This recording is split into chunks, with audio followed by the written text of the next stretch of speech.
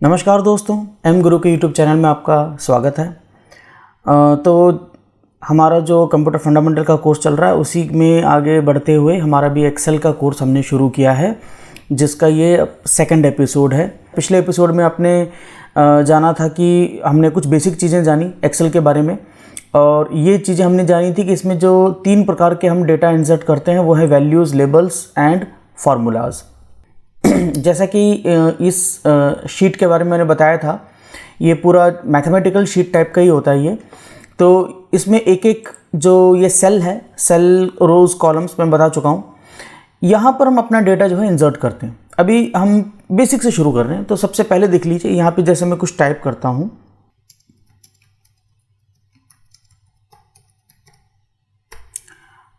Okay, मैंने एक छोटा सा एक लाइन टाइप किया मैंने। तो यहाँ पर आप एक चीज़ को नोट करेंगे कि ये जो मैंने लाइन टाइप किया है ये हमारा जी कॉलम से शुरू हुआ था, लेकिन ये आखिर में आई कॉलम तक पहुँच गया है। ओके, तो यहाँ पर जो हमारा सेल एड्रेस है, ये सेल एड्रेस होता है, हमने पिछली बार समझा था, और ये होता है फॉर्मूला बार, या जो भी कंटेंट है, सेल के कंटेंट यहाँ दिखाई देते हैं हमको। ओके, तो अगर मैं यहाँ वापस इसको क्लिक करता हूँ सेल को, तो देखिए यहाँ पे हमको कंटेंट दिखा रहा है, India is a great country, यहाँ पे लिखा हुआ है। ओके, तो ये जो लिखा है ये कहाँ पे लिखा है, इसका एड्रेस जो है G9 है, यानी कि G कॉलम एंड 9th रो। अब अगर लिखा तो यहाँ पर भी है, अगर मैं यहाँ क्लिक करूँ तो सेल एड्रेस चेंज हो जाता है, ये H9 हो जाता है, यानी H कॉलम 9th रो, लेकिन यहाँ कंटेंट कुछ भी नहीं है, और ऐसे ही यहाँ पर भी यहाँ कुछ नहीं है। तो बात यह है कि ये जो लिखा है, ये लिखा सिर्फ एक सेल में है, लेकिन ये कवर आगे के 3 सेलों तक कर रहा है। तो अब बात ये आती है कि क्या ये सेल खाली है? जी हाँ, ये बिल्कुल खाली है। तो क्या हम यहाँ पे कुछ और भी टाइप कर सकते हैं? बिल्कुल कर सकते हैं, जब खाली है तो कुछ और टाइप कर ही सकते हैं। तो अब जैसे यहाँ पे मैं कुछ टाइप कर लेता हूँ, ये देख लीजिए।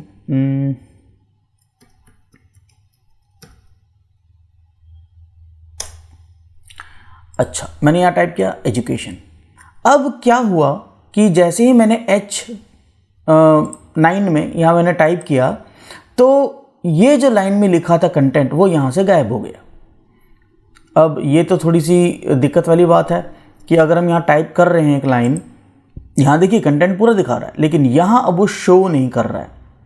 ठीक है, तो ये दिक्कत एक्सेल में आएगी, लेकिन इसका समाधान है।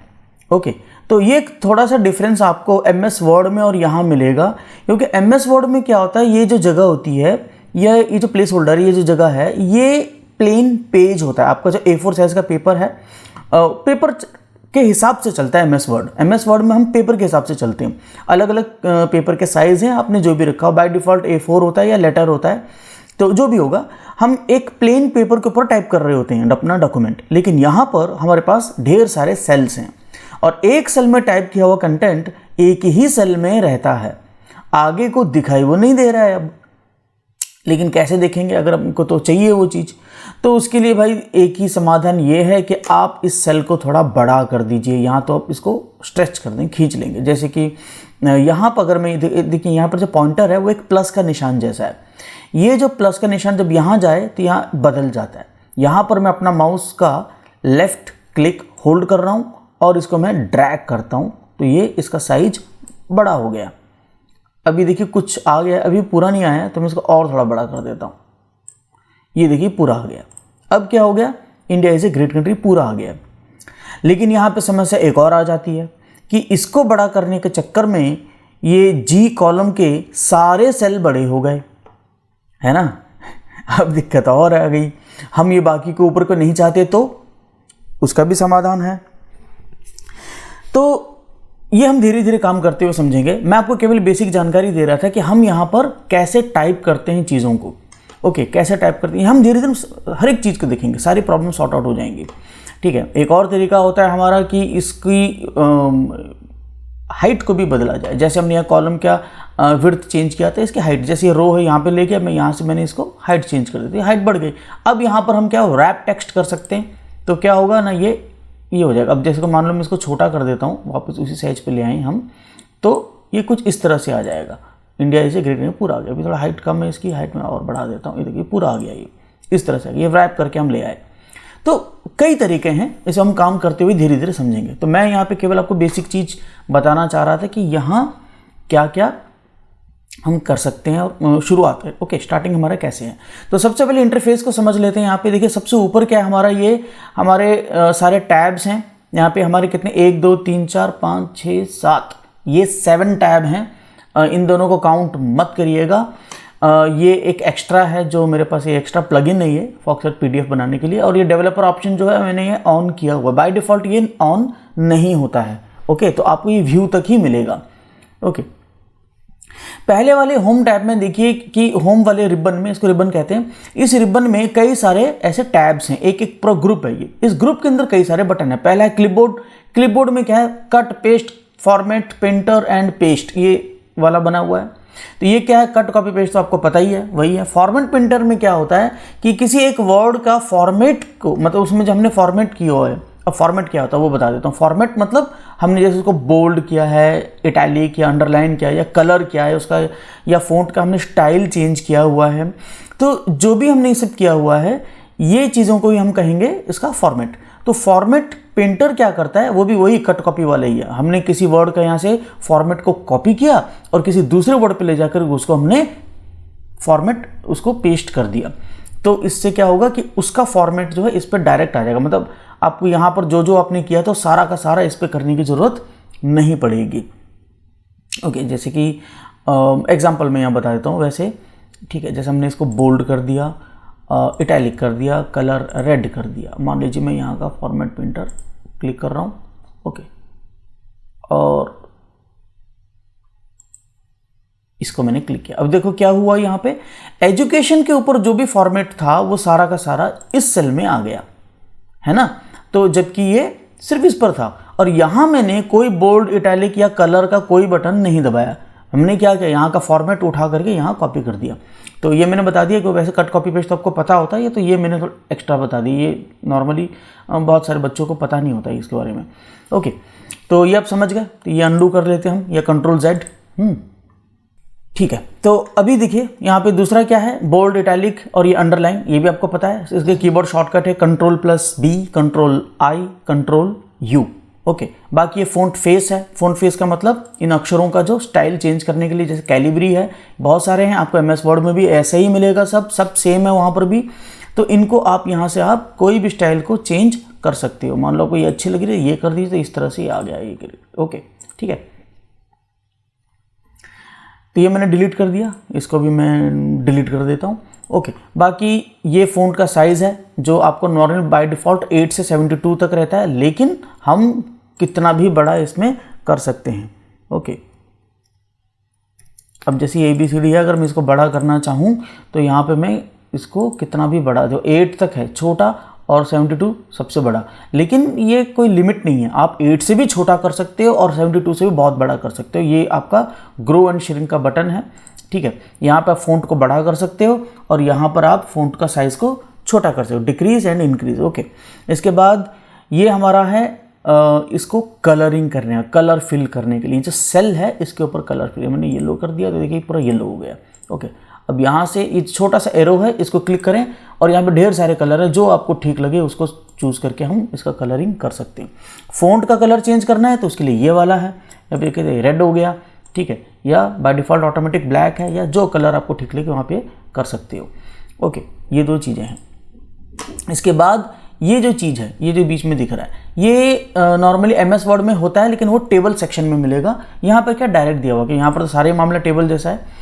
तो यहाँ पे क्या है, हम किसी भी सेल का बॉर्डर्स बना सकते हैं। ये जो दिख रहा है ना आपको स्प्रेडशीट, ये प्रिंटिंग में नहीं आता है। आप जब पेपर के ऊपर प्रिंट करोगे तो ये सेल जो बने हुए हैं खाने, ये प्रिंट में नहीं आएंगे, प्लेन आएगा बिल्कुल। ओके, तो अगर आपको ये चाहिए सेल, तो आपको यहाँ पे बॉर्डर बनाना पड़ेगा। यहाँ पे हमको ढेर सारे बॉर्डर के ऑप्शन हैं, जैसे कि बॉटम बॉर्डर है, टॉप है, लेफ्ट है, राइट है, ये ऑल बॉर्डर। ऑल बॉर्डर माने जितना सेल हमने घेरा हुआ है उनको ऊपर सारे के सारे लाइन जो है पक्के हो जाएंगे उसके। जैसे कि मान लो यहाँ पे मल्टीपल में यहाँ से लेकर यहाँ तक ले लेता हूँ, सॉरी यहाँ से लेकर मैंने ड्रैग कर लिया माउस को, लेफ्ट क्लिक से ड्रैग कर इतना सेलेक्ट किया मैंने, और मैं इसको लेकर के ऑल कर देता हूँ। तो ये क्या होगा, सारे आ गए। ये अब ये प्रिंटिंग में भी आएंगे, जब हम पेपर पे प्रिंट करेंगे तो ये सारे आएंगे। ओके, अंडू है।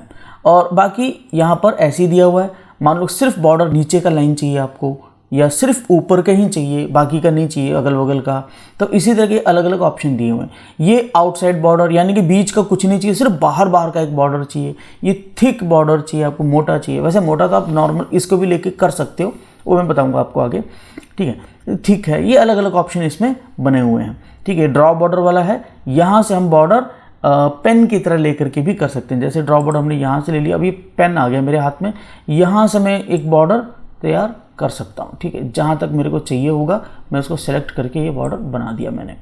ओके,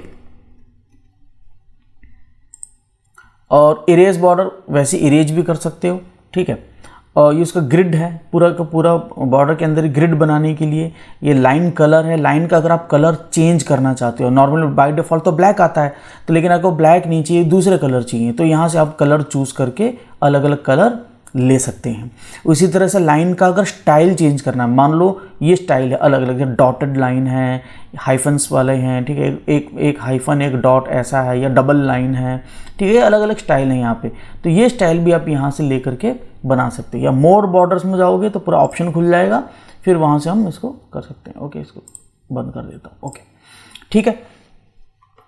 इसके बाद हमारा आता है अलाइनमेंट का। अलाइनमेंट में क्या है कि सेल के अंदर जैसे ये अलाइनमेंट्स हैं, अभी देखिए ये ABCD कहाँ लिखा हुआ है, ठीक है। अभी इसको थोड़ा और बड़ा करता हूँ ताकि आपको समझ में आएगा ये।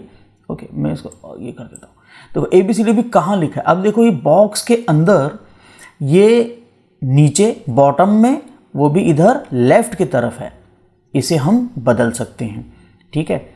तो कैसे, मैं इसको कर देता हूँ मिडिल। अब देखो ये बीच में आ गया। अगर मान लो सेंटर में चाहिए तो ये नीचे वाले को कर दो सेंटर। अब यहाँ पे के 3 ऑप्शन है हमारे पास, left, centre, right.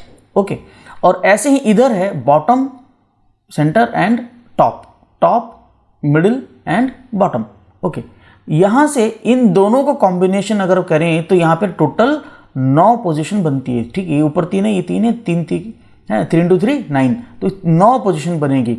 Bottom centre, bottom left, bottom right, फिर middle centre, middle right, middle left, फिर top centre, top right, top left, ऐसे। ओके, ये बन सकती है। बाकी व्रैप हमने व्रैप टेक्स्ट ये है, ये इसके लिखने का एंगल है, रोटेशन।